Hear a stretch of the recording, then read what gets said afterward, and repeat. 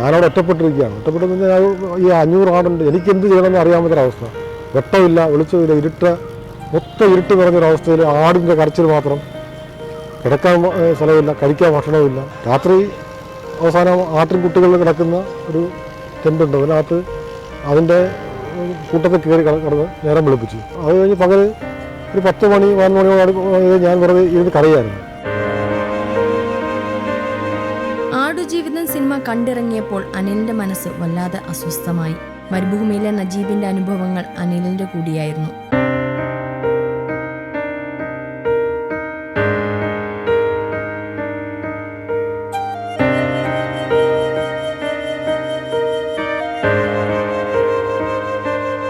ഇരുപത്തിയെട്ട് വർഷങ്ങൾക്ക് മുൻപ് താൻ അനുഭവിച്ച ഒറ്റപ്പെടലിന്റെയും അതിജീവനത്തിന്റെയും ഓർമ്മകൾ ഒരിക്കൽ കൂടി മനസ്സിൽ തെളിഞ്ഞു. സാമ്പത്തിക പ്രതിസന്ധികളിൽ നിന്ന് കുടുംബത്തെ കരകയറ്റാനാണ് കൊല്ലം നീരാവിൽ പിള്ളേത്ത് കിഴക്കേതിൽ അനിൽകുമാർ സൗദി അറേബ്യയിലേക്ക് പോകുന്നത്.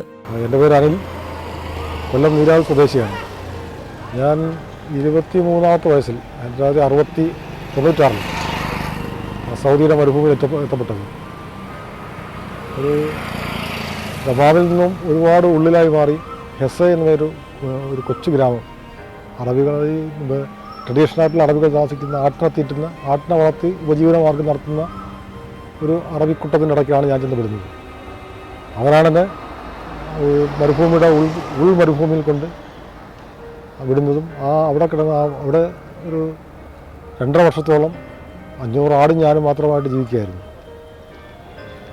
അത് കടുത്ത ഒരു ഏകാന്തതയും ഒറ്റപ്പെട്ടൊരവസ്ഥയും എല്ലാം കൂടെ വല്ലാത്ത അവിടുത്തെ കാലാവസ്ഥയായിട്ടൊന്നും പൊരുത്തപ്പെടാനൊക്കാത്ത പട്ടിണിയും കാലാവസ്ഥ പ്രശ്നങ്ങൾ ഇത് മനുഷ്യൻ അനുഭവിക്കാവുന്നതിൻ്റെ നല്ലൊരു വേദനകളും അനുഭവിച്ചിട്ടാണ് ഞാൻ അവിടെ പോയിരുന്നത്.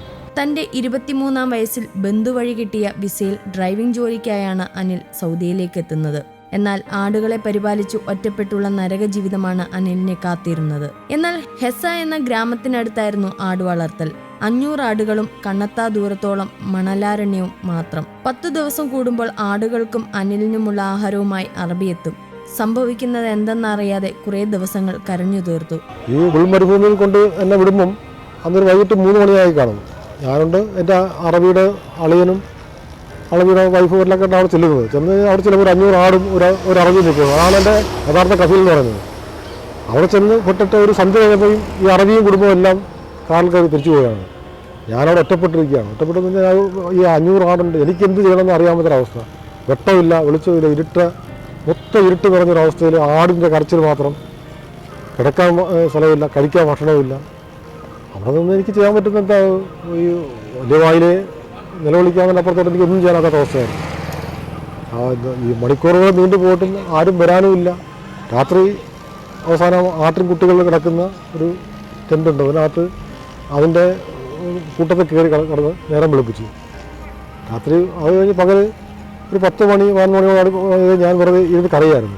മലയാളം മാത്രം അറിയാവുന്ന അനിലിന് ആംഗ്യഭാഷയായിരുന്നു ആദ്യം ആശയവിനിമയത്തിനുള്ള ഏകമാർഗം. ചുട്ടുപൊള്ളുന്ന മണലാരണ്യത്തിൽ 2 വർഷത്തോളമാണ് ആടുകളുമായി അനിൽ ജീവിച്ചത്. 6 മാസം കൂടുമ്പോൾ ബാർബർ ഷോപ്പിലേക്ക് കൊണ്ടുപോകും. അവിടെ നിന്ന് കിട്ടിയ മലയാളം ആഴ്ചപ്പതിപ്പാണ് ഏകാന്തതയെ മറികടക്കാൻ ഉപയോഗിച്ച ആദ്യത്തെ ആയുധം. ആടിനു കൊണ്ടുവരുന്ന വെള്ളത്തിൽ വല്ലപ്പോഴും ആരും അറിയാതെ കുളിക്കും. ഇത് എൻ്റെ ആടെന്ന് പറഞ്ഞാൽ എനിക്ക് ഒരു ടെൻ്റുണ്ട്. ടെൻറ്റിന് ചുറ്റും വട്ടം കൂടി കിടക്കും. അല്ലാതെ കൂടുകളോ ഒന്നുമില്ല. അവിടെ ഈ രാവിലെ നേരം വെട്ടം വീഴും തന്നെ ആടുകൾ ഇറങ്ങി നടക്കാൻ തുടങ്ങും. അപ്പോൾ അതിനെ തിരിച്ചടിച്ചു കൊണ്ട് വരണം. വന്നിട്ട് ഒരു ചാക്ക് ഗോതമ്പുണ്ട്. ഗോതമ്പ് ഇതിനിട്ട് കൊടുക്കും. ഗോതമ്പ് തിന്നിട്ട് ഇത് വീണ്ടും കുറ്റിപ്പുല്ലുകൾ തിന്നാൻ വേണ്ടി പോകും. അതിൻ്റെ പുറകെ ഓടി നടക്കുക. അത് കഴിഞ്ഞ് നമ്മൾ രാവിലെ തൊട്ട് വൈകുന്നേരം വരെ ഇതിൻ്റെ പുറകെ ഇങ്ങനെ നടക്കുക. ഉച്ചയ്ക്ക് കഴിച്ചു കൊണ്ടുവരും. വീണ്ടും എന്തെങ്കിലും ഭക്ഷണം ഉണ്ടാക്കി കഴിക്കും. വീണ്ടും ആടിൻ്റെ കൂടെ പോകും. ആടിൻ്റെ പുറകെ നടക്കുമ്പോൾ ഉണ്ടാകുന്ന ബുദ്ധിമുട്ടെന്ന് പറഞ്ഞാൽ ഇതിൻ്റെ നടക്കുന്നതിൻ്റെ പൊടിയെല്ലാം കൂടെ നമ്മൾ മുഖത്തടിക്കും. ആ പൊടിയും വിയർപ്പും എല്ലാം ആയിട്ട് കുളിക്കാനുള്ള സൗകര്യമില്ല. പിന്നെ രാത്രി വന്ന് ടെൻറ്റിനകത്തോട്ട് കയറി എന്തെങ്കിലും ആഹാരം പാകം ഞാൻ ഇരിക്കുമ്പോഴായിരിക്കും ഈ പൊടിക്കാറ്റുണ്ടാകുന്നത്. അത് ആദ്യത്തെ സമയത്ത് എനിക്ക് അറിയത്തില്ല. പക്ഷേ പിന്നീട് അത് ശീലമാക്കാൻ നമുക്ക് അത് അനുഭവം ഇവർക്ക് അറിയാൻ പറ്റുന്നത്.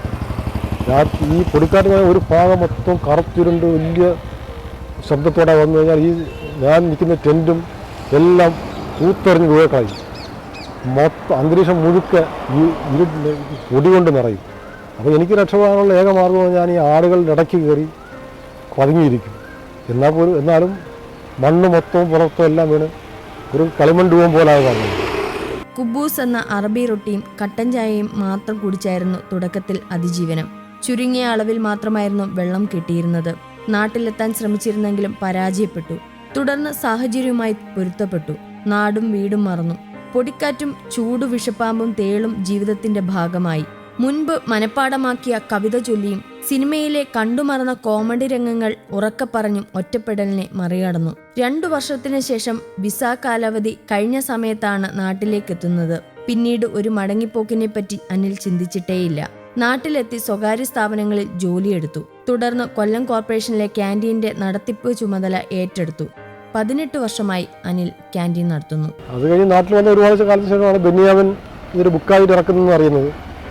നജീബിൻ്റെ അനുഭവങ്ങൾ ബെന്യാമിൻ വഴി ആടുജീവിതം എന്ന ബുക്ക് ഇറങ്ങുന്നു എന്ന് അറിഞ്ഞപ്പോൾ അത് വായിക്കാൻ വേണ്ടി വലിയൊരു ആഗ്രഹമുണ്ടായി.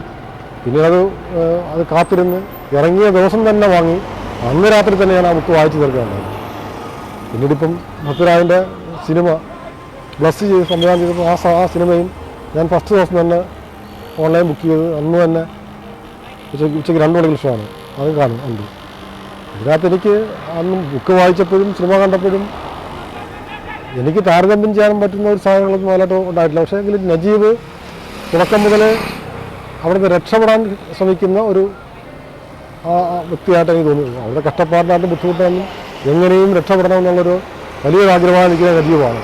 എന്നെ സംബന്ധിച്ചോളം രക്ഷപ്പെടണമെന്ന് ആഗ്രഹം മനസ്സിലുണ്ടെങ്കിലും അതിനുവരെ എനിക്ക് എൻ്റെതായ കുറേ ബാധ്യതകളും ഞാൻ നാട്ടിൽ വന്നാൽ ഉണ്ടാകുന്ന പ്രശ്നങ്ങളും ബാധ്യതകളും കടബാധ്യതകളൊക്കെ എൻ്റെ ഉള്ളിൽ വലിയ വിഷയമായതുകൊണ്ടും എങ്ങനെയും അവിടെ പിടിച്ചു നിൽക്കാനൊരു തോന്നലിലൂടെയാണ് ഞാൻ എൻ്റെ ചിന്തകൾ കൊണ്ടുപോയത്.